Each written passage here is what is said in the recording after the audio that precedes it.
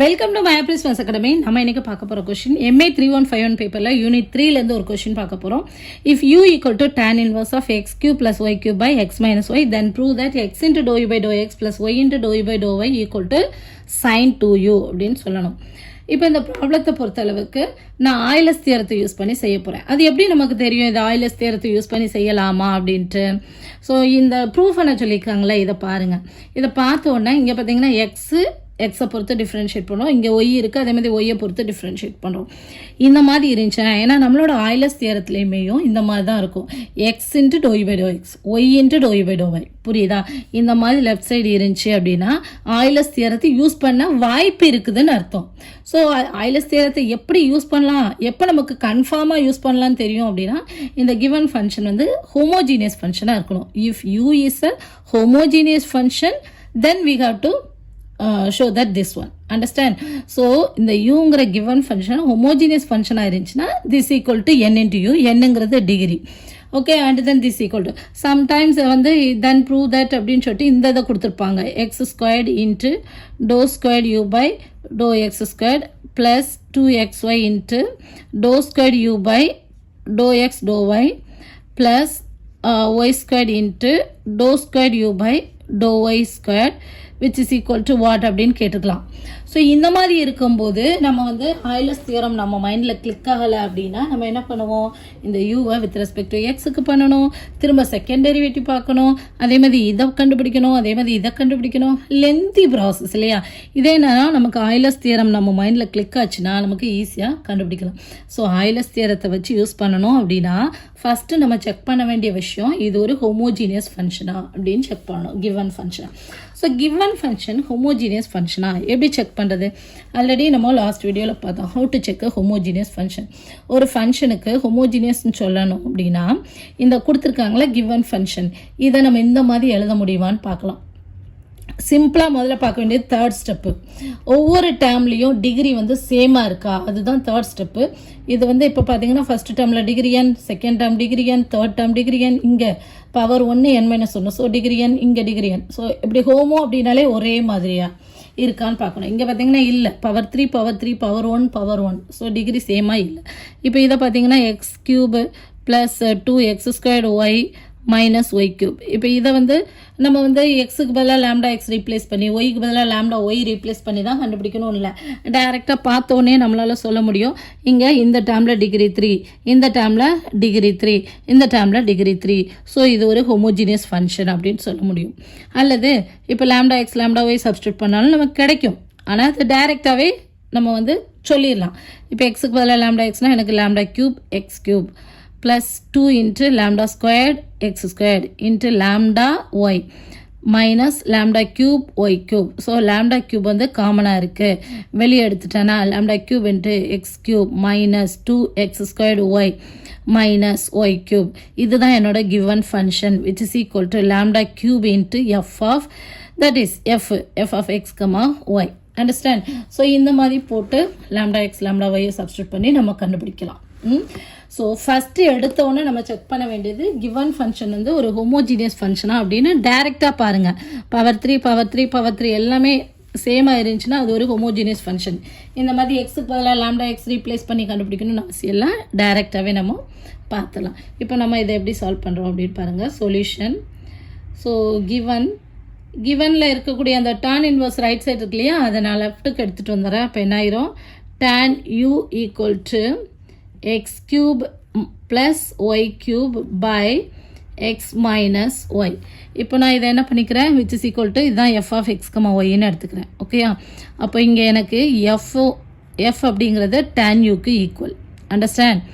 fங்கிறது tan uக்கு equal.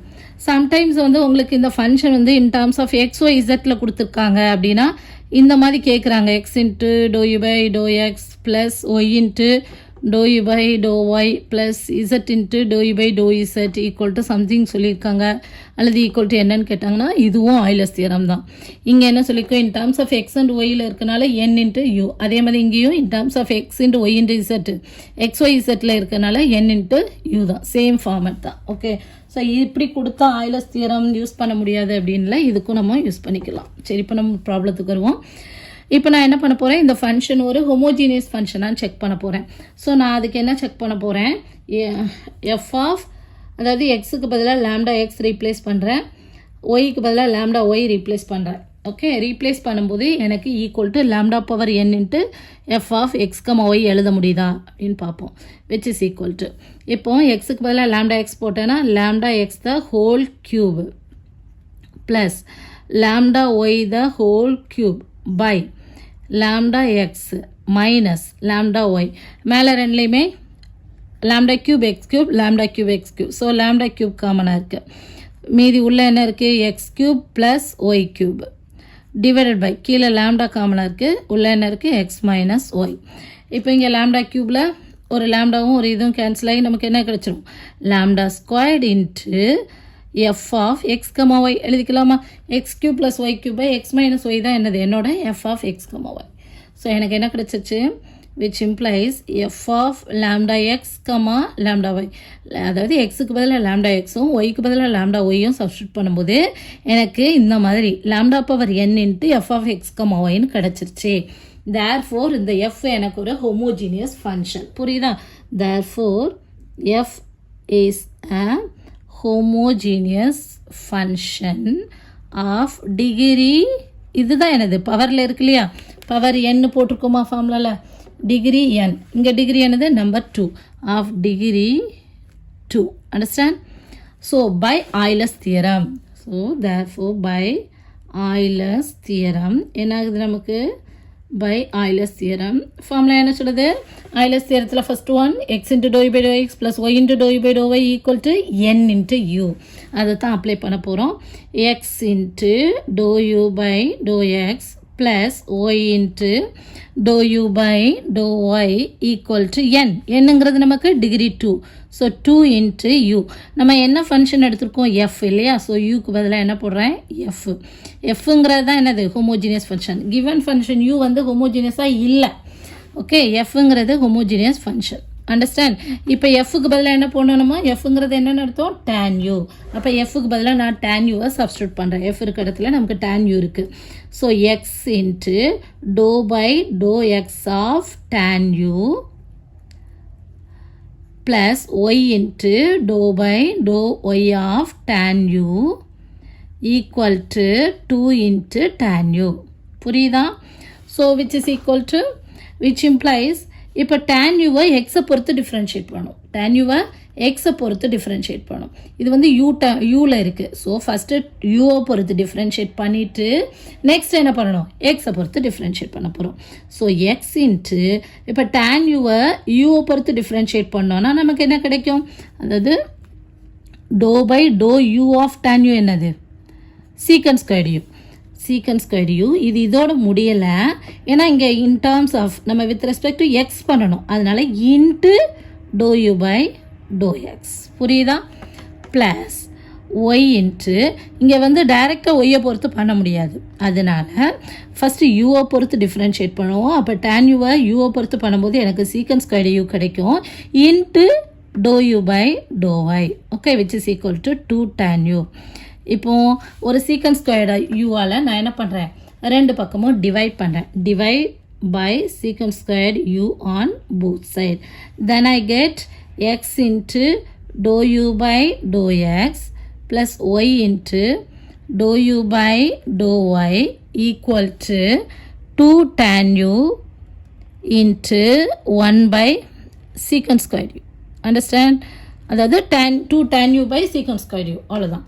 இந்த tan u-வை நான் எப்படி எழுதிக்கலாம், sin u பை cos u எழுதலாமா. ஸோ இந்த tan u என்ன பண்ணுறேன், அடுத்த ஸ்டெப்பில் நீங்கள் எழுதிக்கோங்க, sin u பை cos u-ன்னு எழுதிக்கிறேன். அண்ட் இந்த 1 பை சீக்கன் ஸ்கொயர் யூ, இதோட சீக்கன் ஸ்கொயர் யூவோட ரெசிப்ரோக்கல் தான் என்னது, காஸ் ஸ்கொயர் யூ.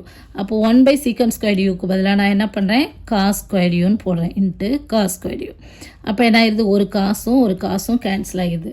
மீதி நமக்கு என்ன இருக்குது, 2 sin u cos u இருக்குது. மீதி என்ன இருக்குது, 2 sin u cos u. sin 2 theta formula என்ன, sin 2 theta equal to 2 sin u cos u. 2 sin theta into cos theta. இது ஒரு ஃபார்முலா இருக்கு இல்லையா. அதனால் 2 sin u இன்ட்டு cos uக்கு பதிலாக நான் என்ன எழுதிக்கலாம், ஈக்குவல் டு sin 2uன்னு எழுதிக்கலாம். ஓகே, அப்போது x into to you by to x plus y into to you by to y equal to sine 2u. அதுதான் நமக்கு ப்ரூவ் பண்ண வேண்டிய ஒன்று. புரியுதா? ஸோ இவ்வளோ ஈஸியாக நமக்கு கிடச்சிருச்சு. இதில் நம்ம தெரிஞ்சுக்கிற வேண்டிய ஒன்று, ஃபஸ்ட்டு இந்த கிவன் ஃபங்க்ஷனை நம்ம வந்து ஹோமோஜீனியஸ்ன்னு சொல்லிட்டு தான் என்ன பண்ணணும், ஆய்லர்ஸ் தியரத்தை அப்ளை பண்ணணும். ஹோமோஜீனியஸாக இருந்தால் மட்டும்தான் ஆய்லர்ஸ் தியரத்தை அப்ளை பண்ண முடியும். புரியுதா? இந்த வீடியோ உங்களுக்கு புரிஞ்சதுன்னா Maya Plus Maths Academy subscribe பண்ணுங்கள். கணிதத்தை புரிந்து படிப்போம். Thank you. For more videos, like, share and subscribe to Maya Plus Maths Academy. Thank you.